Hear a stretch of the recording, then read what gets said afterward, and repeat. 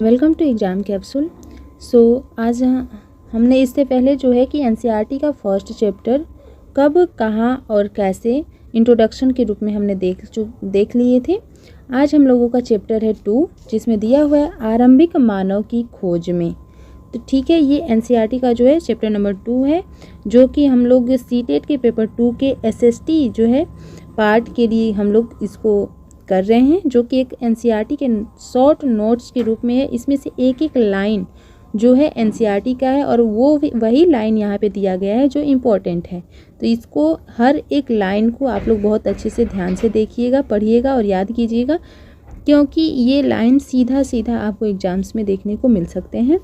ठीक है, चलिए हम इसको स्टार्ट करते हैं। जिसमें दिया हुआ है, देखिए चैप्टर का नाम है आरंभिक मानव की खोज में।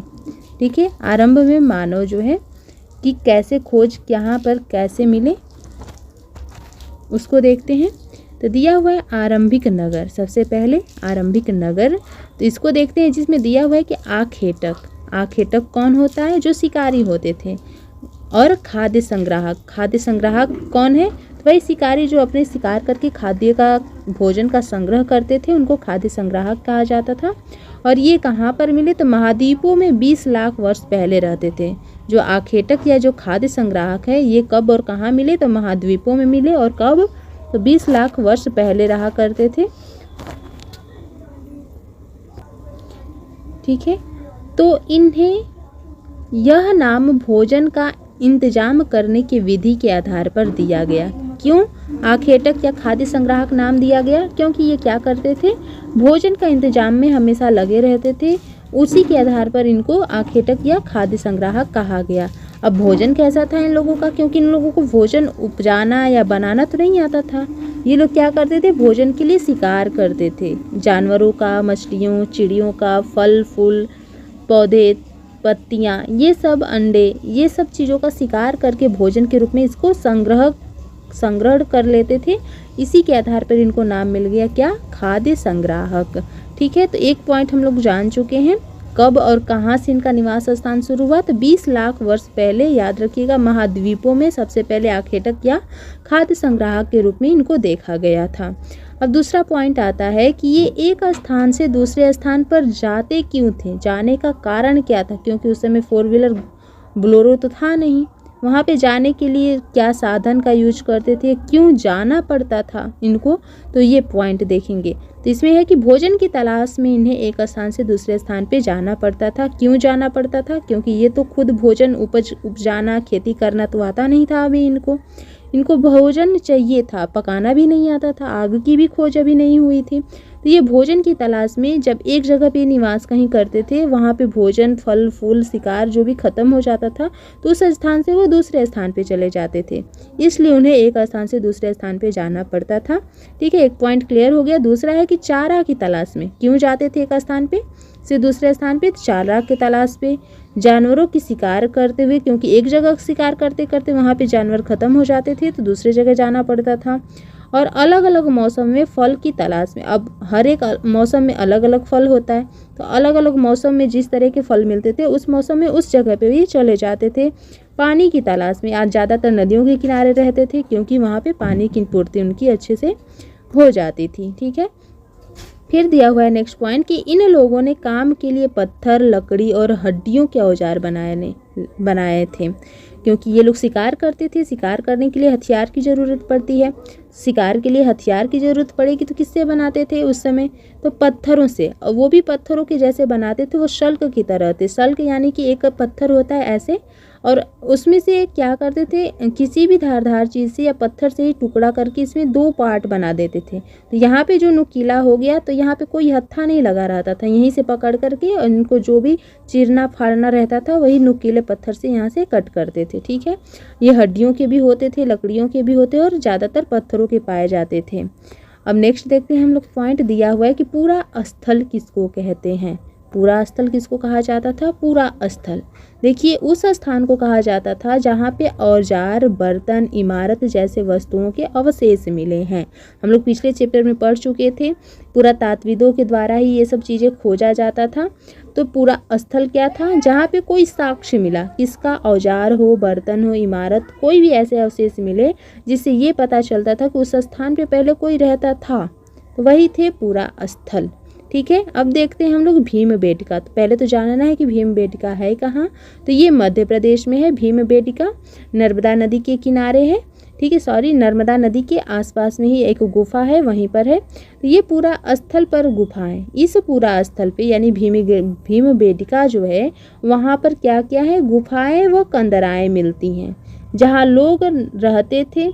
नर्मदा घाटी के पास स्थित है। तो भीमबेटका कहाँ है, नर्मदा नदी के घाट पास में स्थित है, और वहीं पर एक पूरा स्थल है जहाँ पे बहुत सारी गुफाएं हैं, और वही गुफाओं में कंदराएं वगैरह जो है मिला करते हैं। ठीक है, नेक्स्ट पॉइंट देखते हैं, कुरनुल गुफा। कुरनुल गुफा कहाँ है, तो एक एक पॉइंट याद रखिएगा। भीमबेटका कहाँ है, मध्य प्रदेश में है। कहाँ, नर्मदा घाटी के पास में स्थित है, और वहाँ पे एक पूरा स्थल गुफाएं हैं जहाँ पे कंदराएं मिलती थी। उसी तरह कुरनुल गुफा कहाँ है, तो आंध्र प्रदेश में है। और यहाँ पे क्या मिला है, तो राख के अवशेष मिले हैं कुरनुल गुफा के आसपास।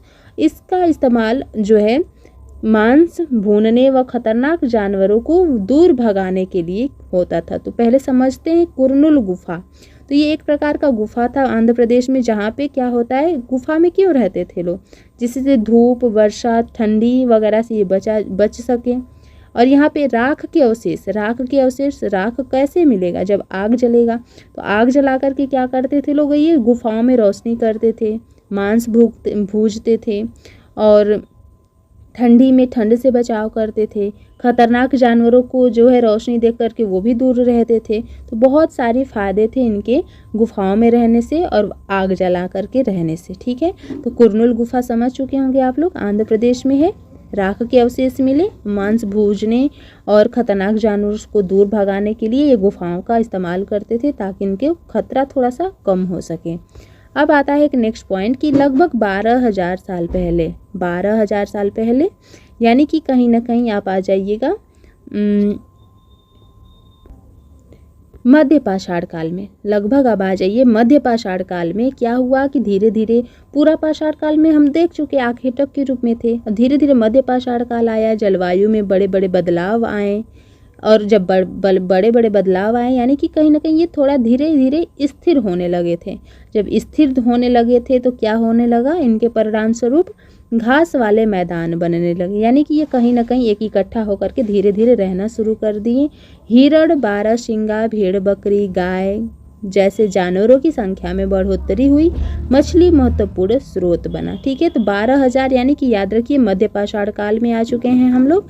यहाँ में जलवायु में बड़े परिवर्तन आए, और इसका परिणाम स्वरूप क्या हुआ कि लोग घर बना करके, उस समय के जो मानव थे, ठीक है, तो यही इनका जो है 12,000 साल पहले मैदान घर बना करके रहने लगे। हिरण, बारहसिंगा, भेड़, बकरी, गाय जानवरों की संख्या में भी बढ़ोतरी होने लगी, क्योंकि एक जगह पे ये रहने लगे थे धीरे धीरे। और मछली इनका जो है महत्वपूर्ण स्रोत बना। अब हम लोग देखते हैं कि प्रारंभिक पशुपालक व कृषक के साक्ष्य कहाँ से मिले। मोस्ट इम्पोर्टेंट है, याद रखिएगा। कृषक के साक्ष्य, प्रारंभिक पशुपालक और कृषक के साक्ष्य कहाँ कहाँ से मिले, तो याद रखिएगा बुर्जहोम से मिला। बुर्जहोम कहाँ है, तो कश्मीर में है। खेती का जो है साक्ष्य कहाँ से और मिला, मेहरगढ़ में है, मेहरगढ़ से मिला था। मेहरगढ़ कहाँ है, तो पाकिस्तान में है। चिरांद से मिला था, चिरांद कहाँ पड़ता है, तो बिहार में है। कोल्डी हवा से चावल का साक्ष्य मिला, कहाँ पड़ता है, तो मध्य प्रदेश में है।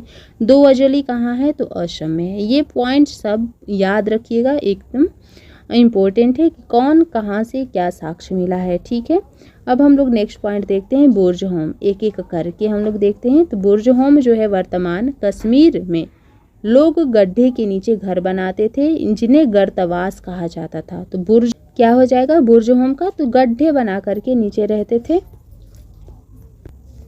ठीक है, तो गर्तवास जो जमीन के थोड़ा सा भीतर गड्ढे बना के घर बनाए जाते हैं, उन्हें ही बुर्जहोम कहा जाता है। कहाँ मिलता है, तो कश्मीर में। यह बोलन दर्रे के पास एक हरा भरा समतल स्थान है। याद रखिए बुर्जहोम कहाँ है, तो बोलन दर्रे के पास है और हरा भरा एक समतल स्थान है। अब हम लोग देखते हैं मेहरगढ़ के बारे में। तो मेहरगढ़ में बस्ती का आरंभ 8000 साल पहले हुआ था और यह जो है ईरान जाने वाले रास्ते में महत्वपूर्ण था। जो मेहरगढ़ है कहाँ पे महत्वपूर्ण था? तो ईरान जाने वाले रास्ते में पड़ता था 8000 साल पहले।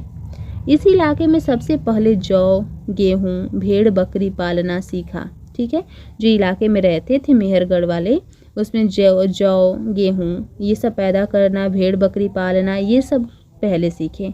यहाँ चौकोर तथा आयताकार घरों के अवशेष मिले। ये पॉइंट याद रखिएगा, चौकोर और आयताकार घरों के अवशेष कहाँ से मिले? तो मेहरगढ़ से मिले।